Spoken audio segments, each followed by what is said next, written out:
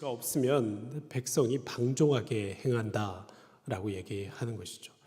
어떤 규칙이 없으면 쉬이 나태해지는 것이 사람입니다.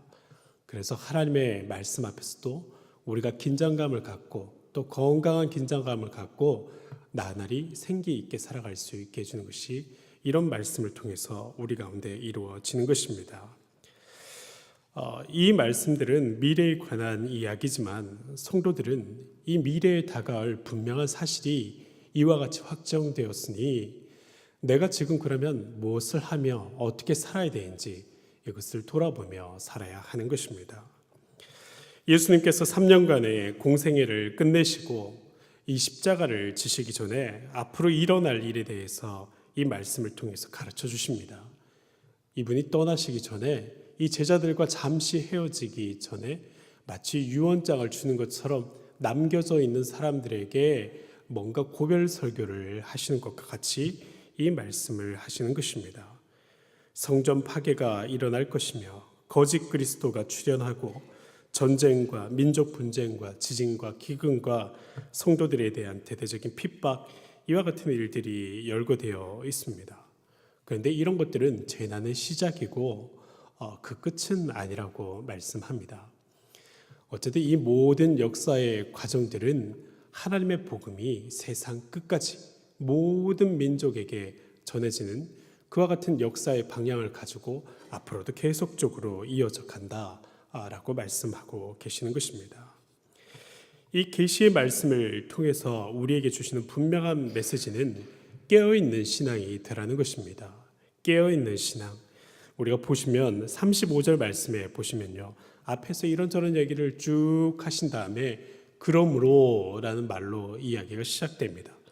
그러므로 깨어있으라. 집주인이 언제 올는지, 혹 저물 때 일는지, 밤중 일는지, 다굴 때 일는지, 새벽 일는지 너희가 알지 못함이니라 하고 그렇게 말씀하시고 37절에 또 마지막으로 다시 이르시기를 깨어있으라. 내가 너희에게 하는 이 말은 모든 사람에게 하는 말이니다 하고 그렇게 말씀하시죠. 이런 저런 일들이 너희에게 닥칠 일들을 내가 미리 알려주니 깨어 있으라 하고 그렇게 말씀하시는 것입니다. 왜 우리가 깨어 있어야 됩니까? 앞에 있는 말씀들부터 천천히 보자면 첫 번째는 우리의 신앙생활 가운데는 미혹하는 일들이 있기 때문입니다. 우리 신앙을 순전하게 성령께서 또 우리를 도와주시고 함께하는 성도들에게 또 좋은 기운들을 받으며 서로 교제하며 걸어가는 그런 좋은 것들도 있지만 또 반대로 우리의 신앙을 넘어뜨리려고 하고 우리를 구원받는 자의 수에서 떨어내려고 하는 그와 같은 미혹이 우리 가운데 있을 거라는 것입니다. 6절 말씀에 많은 사람이 내 이름으로 와서 이르되 내가 그러하여 많은 사람을 미혹하리라 하고 그렇게 말씀하십니다. 여러분, 요즘에는 이 단지 사람뿐만 아니라요, 우리가 알고 있는 이단의 세력들뿐만 아니라 우리에게 경계심을 이미 가질 수 있고 그렇게 만날 수 있는 미혹의 세력들뿐만 아니라 영상을 통해서도 인터넷 매체를 통해서도 굉장히 많은 이야기가 주어지는 것을 볼 수 있습니다. 특별히 요즘에는 그 유명한 인터넷 매체 유튜브 같은 데를 보면 자칭 선교사라고 이름을 붙이고 뭔가를 이렇게 얘기하는 사람들이 굉장히 많이 있습니다. 여러분, 굉장히 애매하지 않습니까? 선교사라고 이름을 붙이면 이 사람이 뭔가 그런 설교를 할 수 있는 또 아니면 이 성경의 가르침을 줄 수 있는 그런 권위를 가진 사람인 것 같지만 실은 생각해 보면 이 선교사라는 말이요, 정확하게 이 사람의 신분을 설명해 주는 말이 아니거든요. 이 선교사라고 하는 게 목사라고 하면 어느 신학교를 나왔고 그 전에 이 사람의 이력이 어떻게 되는지 대강 그 사람의 삶을 파악이 됩니다. 근데 선교사라는 이름은 어디서 와서 어디서 가는 사람인지 알지를 못하는 것이죠. 그러니까 자기 이름 가운데 목사나 전도사나 이런 일들을 붙이면 출신 성분들이 드러나게 되니까 선교사라고 하는 애매한 이름을 갖고 자꾸 말씀을 전하든지 어떤 가르침을 베푸는 그런 권위자로 서서 얘기를 하려고 하는 것이죠. 그리고 그런 얘기들을 가만히 들어보면 그야말로 교묘한 짜집기들이 있습니다. 여러분, 이단이란 말이 처음은 같지만 끝이 다른 것, 머리는 똑같지만 꼬리가 달라지는 이런 것이 이단이라고 하지 않습니까? 마찬가지로 이들의 이야기를 들어보면요, 신분도 교묘하지만 말도 교묘해서 얘기를 쭉 듣다 보면 마지막에 뭔가 이 근거가 달라지든지 말이 달라지는 이런 형태들을 많이 띠고 있는 것입니다. 그러므로 여러분, 우리가 이럴 때일수록 오히려 우리에게 주어져 있는 사도들의 말들, 가장 권위 있게 주어져 있는 예수 그리스도를 향해서 알려져 있는 그들의 해석이 무엇인지를 바르게 알고 그 전통 위에 서서 이 말씀을 조명해 볼 필요가 있습니다. 여러분, 사람뿐만 아니라 요즘에 우리를 미혹하는 것들이 있다면 또한 과학 지식과 같은 것들이 있습니다. 어떤 사람은 과학으로 모든 것을 설명할 수 있다라고 주장하는 사람들이 있습니다. 대개 무신론자들이 그와 같은 얘기를 많이 합니다. 하지만 그들이 그들의 물리학의 기초라고 할 수 있는 처음 이 무에서 유가 창조되는 그것 자체부터가 설명이 불가능하거든요. 질량 보존의 법칙이라고 하는 어려운 이론들이 있죠. 여기서 이렇게 형태가 바뀌어도 총체적인 질량의 크기는 똑같다. 이것이 변하지 않는 어떤 중요한 과학적 기초 아닙니까?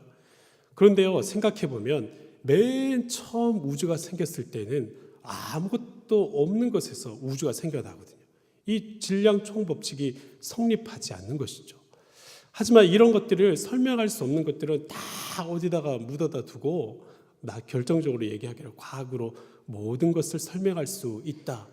사람이야말로 신의 자리에 앉아서 모든 것을 호령하는 존재인 것처럼 그렇게 우리의 존재를 포장하는 일들이 있어집니다. 그리고 우리와 가까이 있는 미혹되는 일이라고 하면 무엇보다도 돈 아니겠습니까? 여러분, 가정을 해서 얘기를 했을 때 여러분들에게 아파트 세 채를 줄 테니 예수님 한 번만 부정합시다.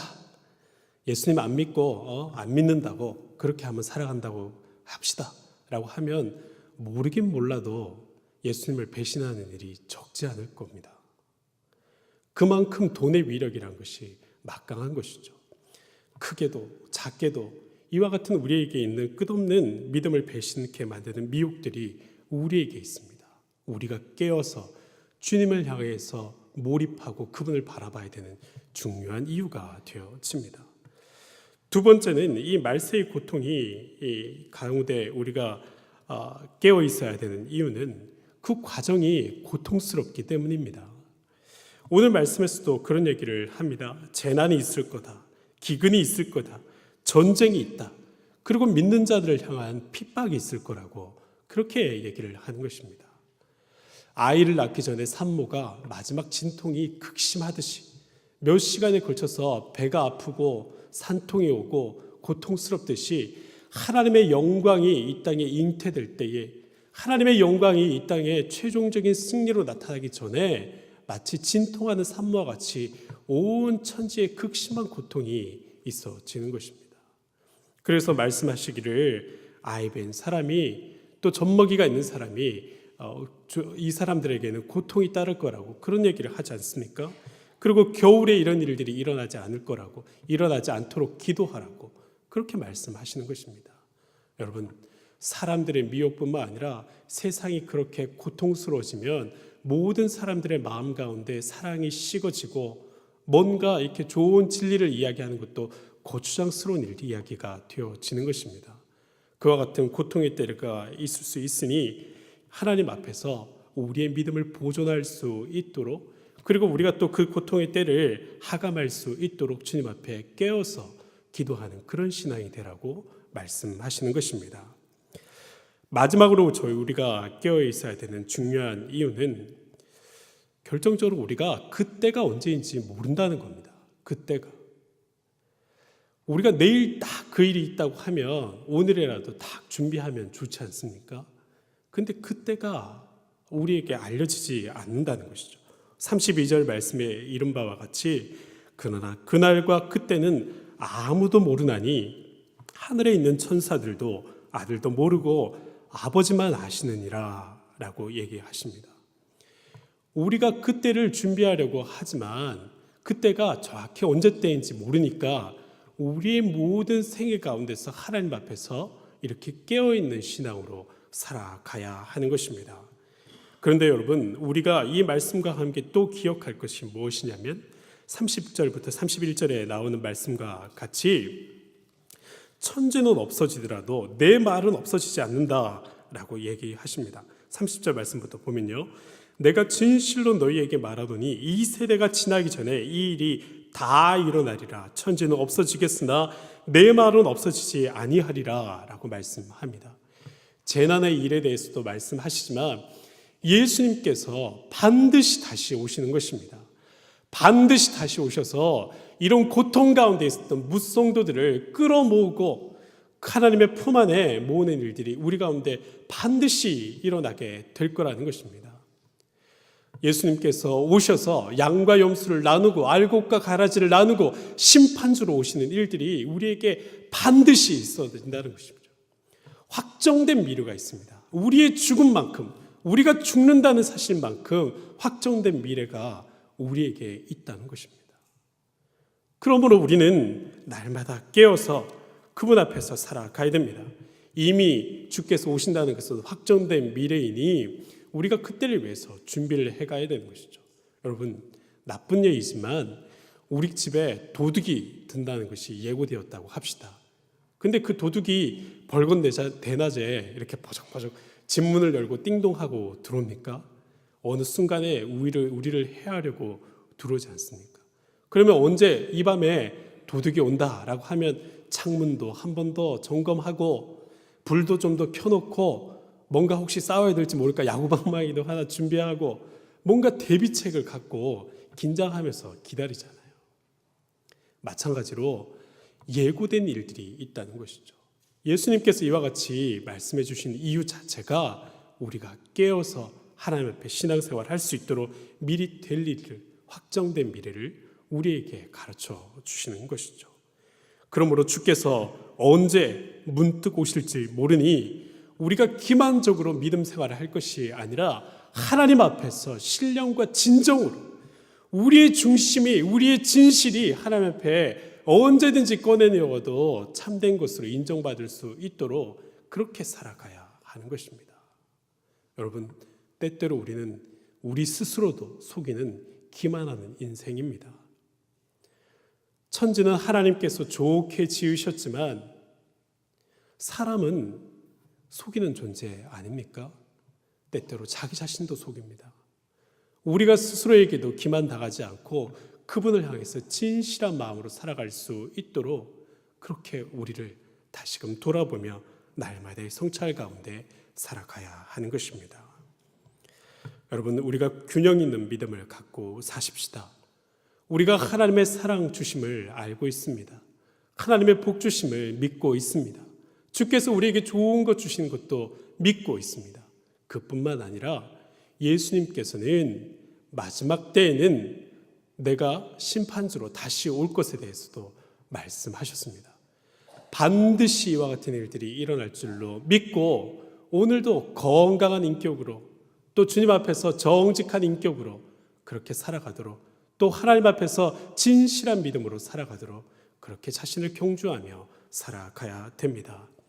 이것도 믿고 저것도 믿을 수 있어야 우리가 보다도 온전한 믿음이 되어지는 것입니다.